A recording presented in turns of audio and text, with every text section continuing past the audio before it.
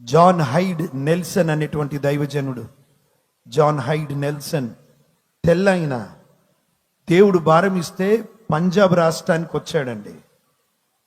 ఆయనకి మాట సరిగా రాదు, నత్తివాడు.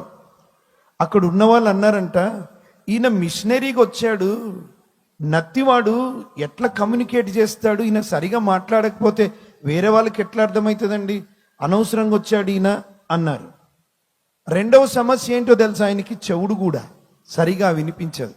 అందరు తిట్టుకున్నారు, మాట రాదు ఈయనకి, చెవులు సరిగా వినిపించవు, ఏం మిషనరీ అయ్యా అని.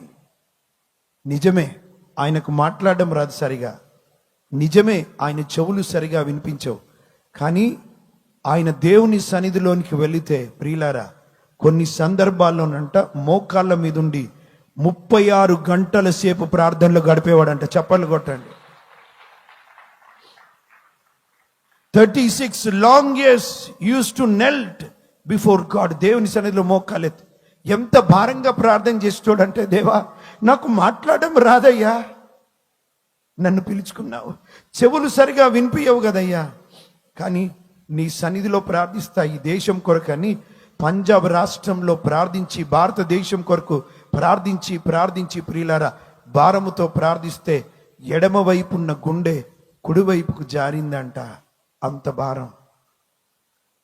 చివరికి డాక్టర్లు అన్నారంట, జాన్ హైడ్ నువ్వు ఇంత భారంతో ప్రార్థన చేయొద్దయ్యా, ఒకవేళ అట్లా చేస్తే 1 రోజుల కన్నా ఎక్కువ బ్రతకవని. కానీ వదిలిపెట్టేవాడు కాదు. తనకున్న అనారోగ్యాన్ని బట్టి తన స్వదేశానికి వెళ్ళి అక్కడ మోకాళ్ళ మీద నుండి ఏడ్చేవాడంట, దేవా నాకున్న బలహీనతను బట్టి నేను మళ్ళీ నా దేశానికి వచ్చాను, కానీ ప్రార్థిస్తున్నానయ్యా, పంజాబ్ రాష్ట్రంలోంచి ఒక ప్రవక్తను లేపు ప్రభువా, నువ్వు ఒక ప్రవక్తను లేపు ప్రభువా అని ప్రార్థించేవాడంట. పిల్లారు ఏమైందో తెలుసా, చివరికి ప్రార్థన చేసి ఆయన ప్రభు రాజ్యాన్ని చేరాడు. కానీ ఆయన ప్రార్థన వృధా పోలేదు. పంజాబ్ రాష్ట్రంలోంచి దేవుడు దైవజనుడైన భక్త సింగ్ గారిని లేపాడు. భక్త సింగ్ గారిని లేపాడండి.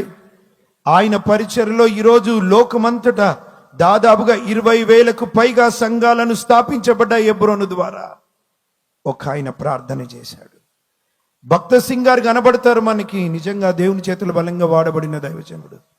కానీ ఒక దైవజనుడు లేపబడడానికి దేవుని సన్నిధిలో గోజాడి ఫలభరితమైన ఫలాన్ని పొందుకున్న వ్యక్తి ఎవరో తెలుసా, జాన్ హైడ్ గారు. జాన్ హైడ్ గారు. ప్రియులారా, ఈరోజు వాక్యము ప్రకటించడానికి దేవుడు నీ కృపిస్తే వాక్యాన్ని ప్రకటించు. ప్రార్థన చేసే వరం ఉంటే ప్రార్థనలో గంటలు గంటలు గడుపు. హల్లెలూయా.